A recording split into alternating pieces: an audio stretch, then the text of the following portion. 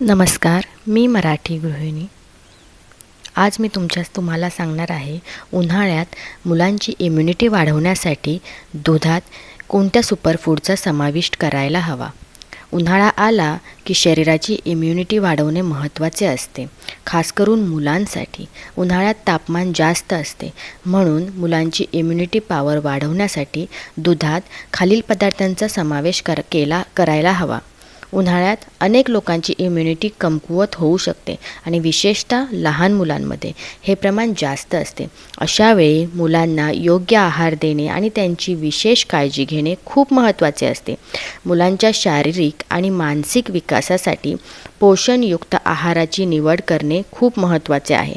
पालकांना एक नेहमीच विचारले जाणारे प्रश्न म्हणजे 3 वर्षापेक्षा जास्त वयाच्या मुलांसाठी काय आणि कसं खाऊ घालावं। लहान मुलं नेहमीच तोंडात काहीतरी घालतात, म्हणून अन्न निवडताना सावधगिरी बाळगणे खूप महत्त्वाचे आहे। काही वेळा अन्नाची निवड आणि योग्यतेची चूक मुलांना गळ्यात अडकण्याच्या धोक्यात टाकू शकते, जसे की मोठे कडधान्य, शेंगा व इतर पदार्थ, ज्यामुळे मुलांना दुधात योग्य सुपरफूड समाविष्ट करणे महत्त्वाचे आहे। चला तर मग जाणून घेऊया दुधात कोणते सुपरफूड घालावेत।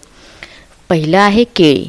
केळीमध्ये व्हिटॅमिन सी आणि फायबर खूप मोठ्या प्रमाणात असतात, जे पचनतंत्राला मदत करतात आणि इम्युनिटी वाढवतात। केळी दुधात घालून मुलांसाठी एक पौष्टिक व चवदार स्मूदी तयार केली जाऊ शकते। दुसरा आहे बदाम।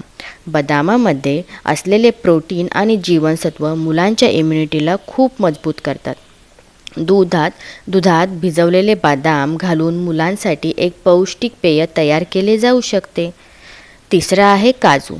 काजूमध्ये कॅल्शियम, मॅग्नेशियम, फॉस्फरस सारख्या खनिजांचा समाविष्ट असतो, जे हाडांची मजबूती वाढवण्यासाठी महत्त्वपूर्ण आहे। दुधात काजू घालून मुलांना एक हेल्दी आणि स्वादिष्ट पेय तयार केले जाऊ शकते। चौथा आहे सब्जा।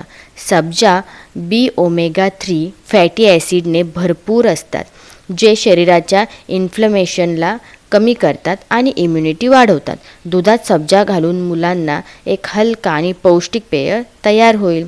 आणि पाचवा आहे मनुके। मनुक्यामध्ये फायबर्स आणि अँटीऑक्सिडंट असतात, जे पचनसंस्था सुधारतात आणि जुलाब किंवा इतर पचनाच्या समस्यांना दूर करतात। नियमितपणे मनुके खाल्ल्याने मुलांची पचनस्थिती सुधारते। चला तर मग तुम्हाला जर आजचा हा व्हिडिओ आवडला असेल तर लाईक करा, शेअर करा आणि सबस्क्राईब करा।